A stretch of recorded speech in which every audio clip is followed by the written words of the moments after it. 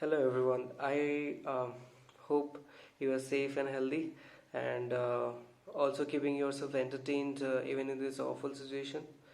This year has been a roller coaster ride indeed, and um, we are hit with a series of bad news and starting from the northeast Delhi riots to the current scenario of the COVID-19 pandemic, which has grabs the whole world uh, badly. And keeping this aside, the other natural calamities like the cyclone Amphan, which has hit the West Bengal really bad, and currently Assam has been facing severe flood, um, and the water level has been increasing day by day, and it has also crossed the danger mark.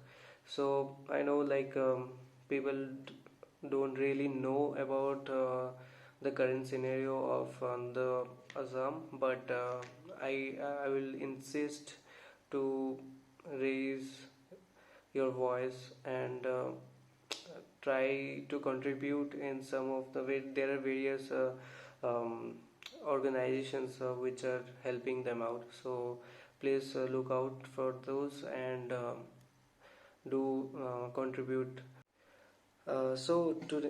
Keeping these issues apart, we will like to focus today on the COVID-19 pandemic and the various other things related to it.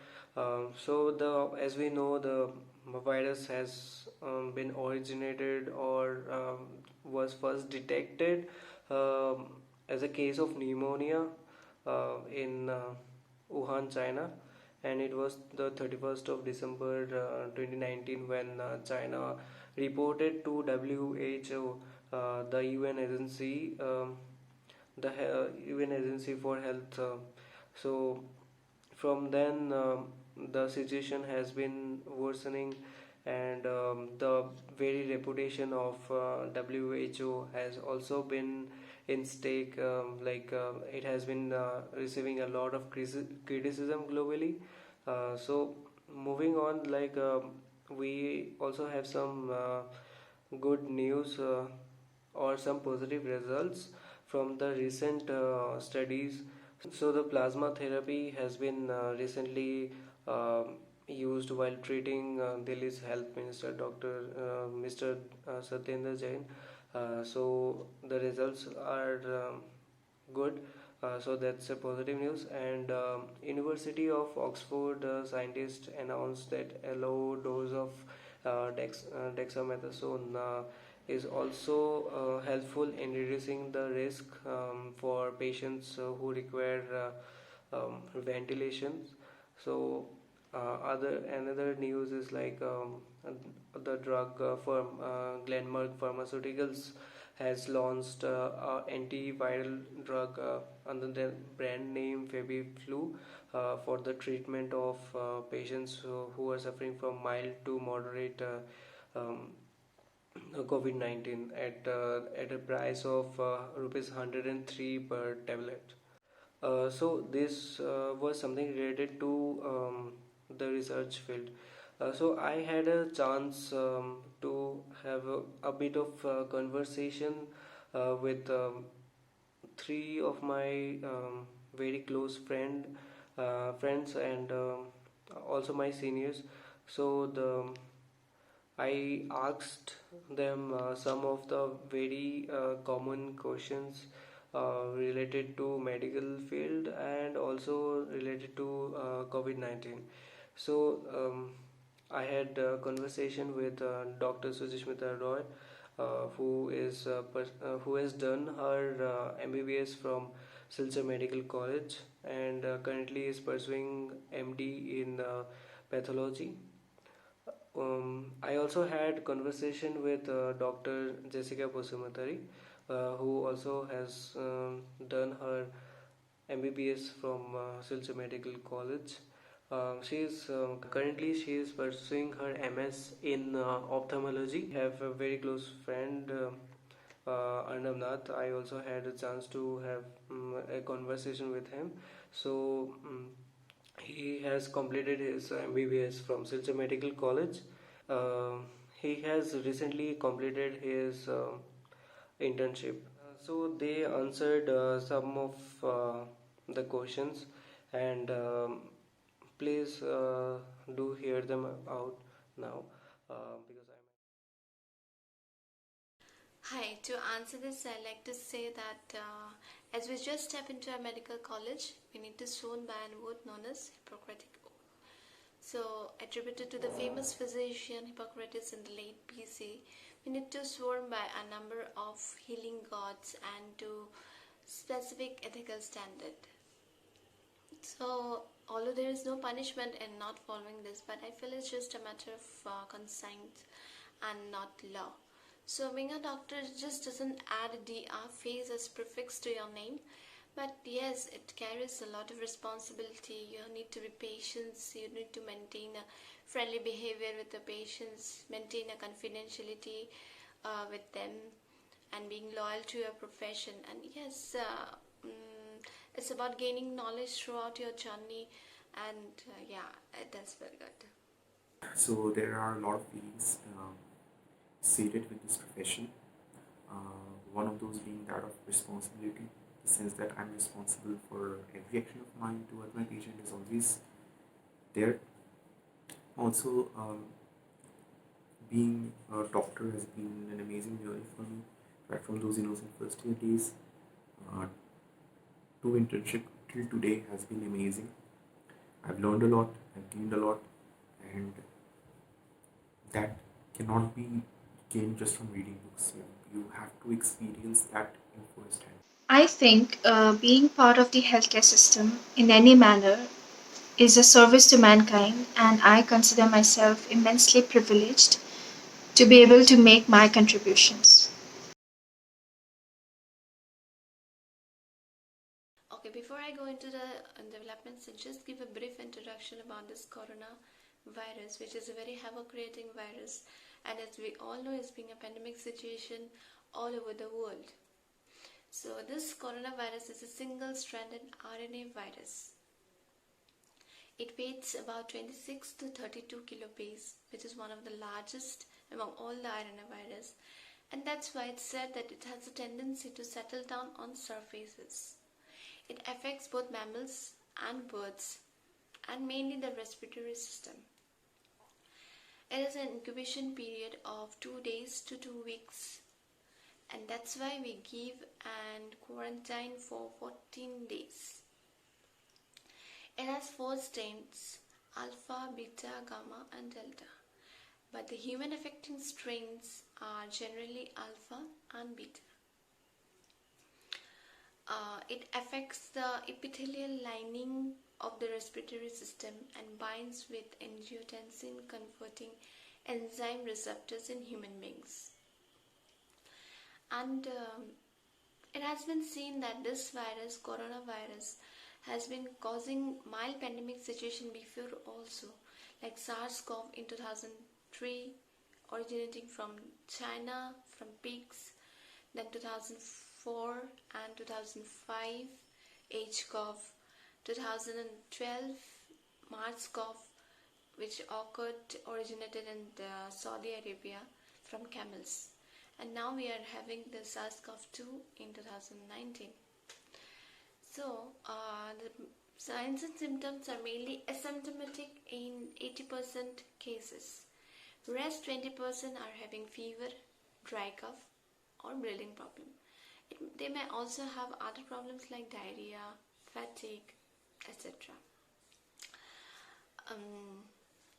But the good part of this virus is having a mortality rate of 2% approximately, and among the patients who are having difficulty in breathing and all, only 5% require ventilation.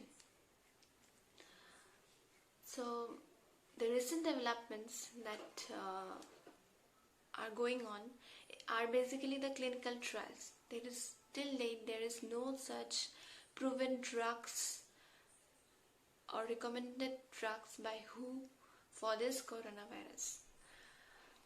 The Solidarity is a clinical trial for this virus, or like developments of this virus, conducted by WHO, and the trials are going on drugs like lopinavir, remdesivir, and now very recent the antiviral drug like favipiravir. Then also some clinical trials say that convalescent plasma therapy is also useful. Then it has been seen in some clinical trials that dexamethasone, which is basically a steroid, is helpful in decreasing the mortality rate of this virus. But till now, neither any proven vaccine or drug has been recommended by WHO. All are undergoing just clinical trial with just the hope that it comes out very soon. With that hope. Yes, the virus can affect our eyes. COVID-19 infection is a viral infection, and like in many other viral infections, there may be signs of conjunctivitis like redness, watering, irritation. There is evidence of spread of the infection from droplet conjunctival secretions, and therefore one should be really careful in a healthcare setting when dealing with such cases. All patients with conjunctivitis should be treated as a suspect and screened for COVID 19, especially if the patient has other signs of infection like cough, fever, myalgia, or if there is a recent history of travel or contact with a positive case. So I think that rumors always existed in our society, but with the advent of cheap internet in the hands of people who like creating and spreading those rumors, increased its intensity exponentially. So gaining cheap publicity and fear mongering has been the number one goal of this online fake news portals. Another thing which really gets on my nerve is the creation and generation of fake WhatsApp forwards.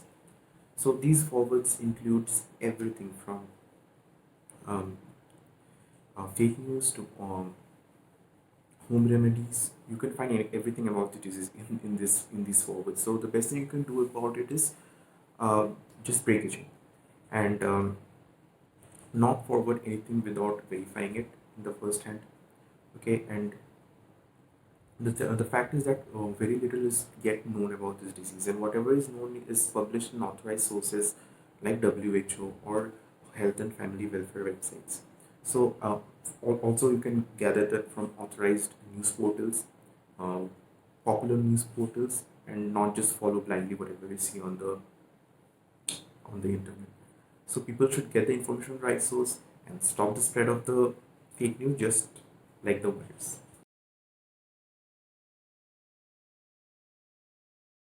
Our body has an inbuilt mechanism to fight infections, including COVID 19 infection. And that is why most patients present with mild symptoms requiring minimal medical intervention.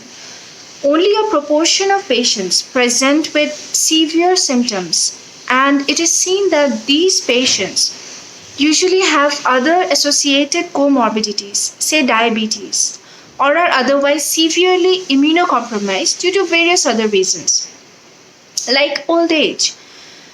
Vaccine, on the other hand, prevents an infection. A vaccine will definitely be an ideal solution to our current situation, and currently there are various vaccines in various stages of clinical trial. Yes, of course, this due to this pandemic situation, there has been an effect on mental health on everyone. Um, but it's time to stay positive, stay away from negative things or wrong sources of information. People were under lockdown for a long period of time, but now they're going to their office. Uh, their normal schedules are slowly coming back to the normal life. And during this lockdown, maybe people were undergoing a lot of mental health problems like anxiety disorder or panic attacks or depression or like internet addiction or gaming disorders, even the compulsion, obsession and compulsive disorders. For children, like they are disrupted from their regular studies, going to school and then back to the studies or extracurricular activities, but now they're more on screen time.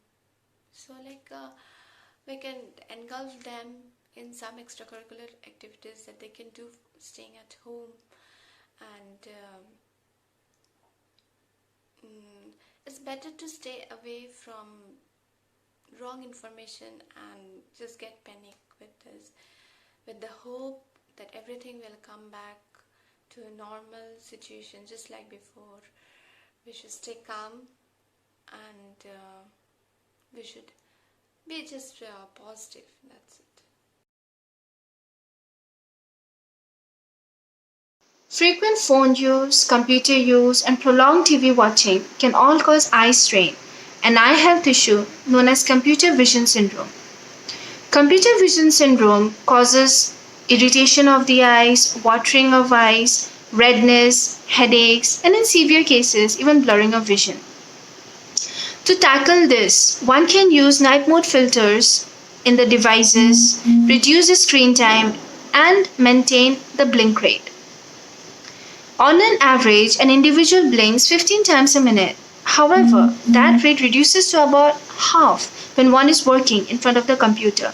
Reduced blink rate can cause dryness of the ocular surface.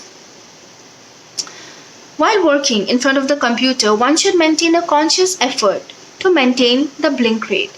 And one easy way to do so is by following the 20-20-20 rule. That is, every 20 minutes, focus on an object that is 20 feet away for at least 20 seconds.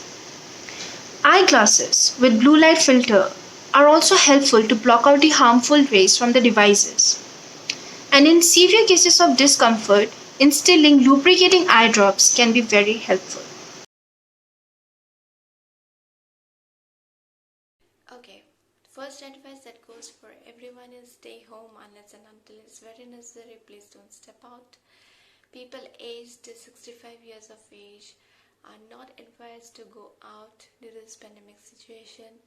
You are advised to stay at home unless and until it's very necessary. And for those who needs to go out or step out of their home for the work related purpose, a few advices for them. Please wear mask. Cover your mask with the nose and mouth. Please understand that the mask is meant to cover, not just dangle around your ear or your neck. Once you wear a mask, you are not supposed to touch it because you are contaminating your hands again. Third thing is, while you step out, try to make a solution of 1% hypochlorite solution, taking 1 spoon of bleaching powder in 1 liter of water. Make the solution before you step out. And after you return, wash your clothes or even your mask you can in that solution. Take bath with warm water. Wash your hands properly with sanitizer or hand wash. Now, people who are traveling, I have seen them wearing PPE kits. PPE kits are, if worn, has a certain procedure of wearing, which is known as donning and like doffing. So, if doffing is more important than donning, and doffing should be done in a very proper and stepwise manner. If you are not doing that, you are again contaminating yourself. You don't think that just because by wearing a PPE you are safe. Even people wearing gloves are advised to use gloves in a very proper manner, otherwise you are contaminating the whole area. As well as the PPE kits and the gloves should be disposed in a proper manner. So yes, we are at a point where there has been some, we have seen some significant development in various fields of science and technology, ranging from telecom to military. But the rate of development in medical science has been comparatively slower.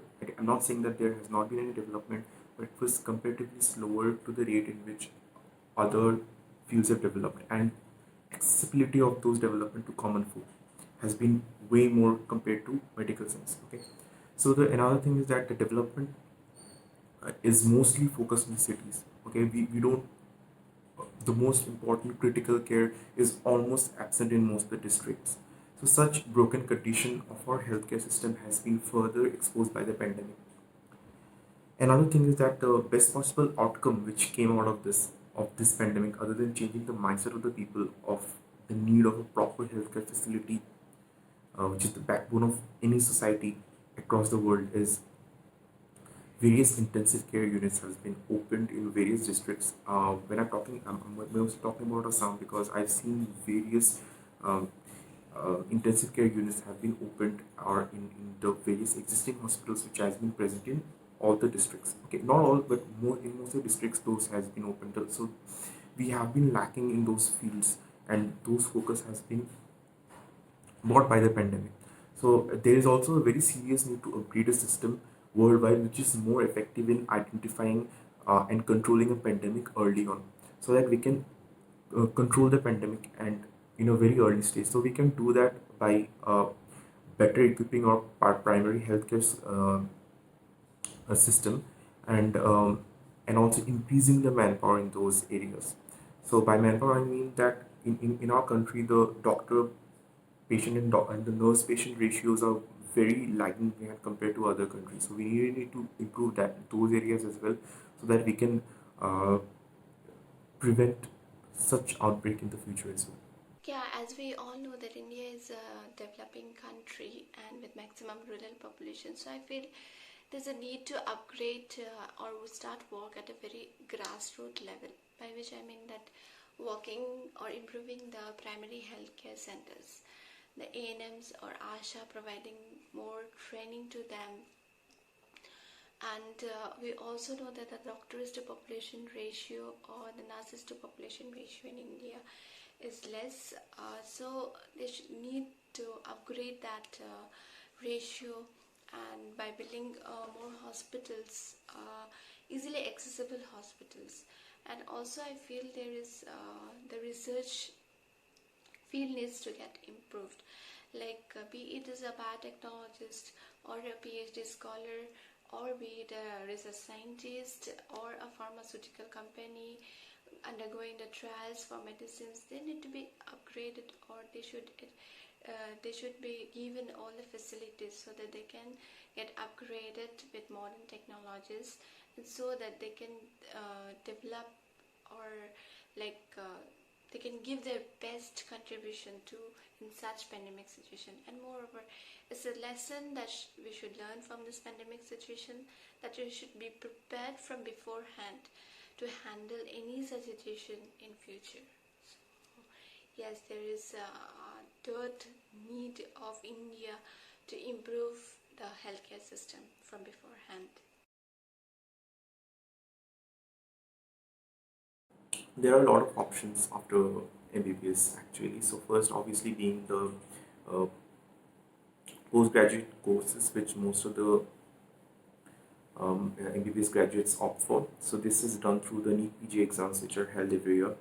So another thing which many people do is that go for a DNP course, which is quite similar to a PG course, but it is a diploma course. So it's a bit different because many private hospitals also offer that. Private corporate hospitals also offer those kind of degrees, and yeah, and so there, and another option which many people opt for is go straight away for the state service or the national service through APSC or UPSC. So where they get the medical service exams and they get the job. Research is also a very good option. Many people opt for that, and yeah, and then there are various other untraditional options as well. Like some people go for things like hospital administration. Some people also uh, go for IAS as well. So the options are unlimited. Okay, some people just treat it as a normal graduate degree, and some people go for various things. So it is totally dependent on what kind of mindset you have. The options are limitless.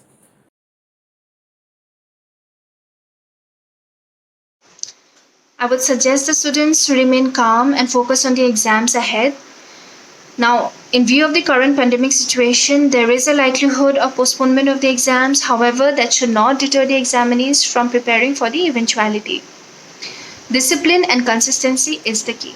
The students preparing for NEET exam for now stay focused, complete as many mocks as possible, and revise the topics. Also, keep a daily target, divide the day equally for all the three subjects. And what I can say is that after this exam, a career awaits for you, which is going to change you for a lot better. So be prepared not only for strenuous exams but also for long classes, exhausting practicals, and late night clinics. So all the best. Okay, my advice to all NEET aspirants is be regular in your study, even be maybe for a short duration of time, but regularity is more important. Practice more MCQs. By that you get to know important topics which you can study more. And just because studying the notes thoroughly doesn't help actually. By doing the MCQ, you not only get to know the important topics, but you also practice to complete all the MCQs in a given period of time, which is also very important. So yes, study hard and just rock it. Best of luck. So I really thank Dr.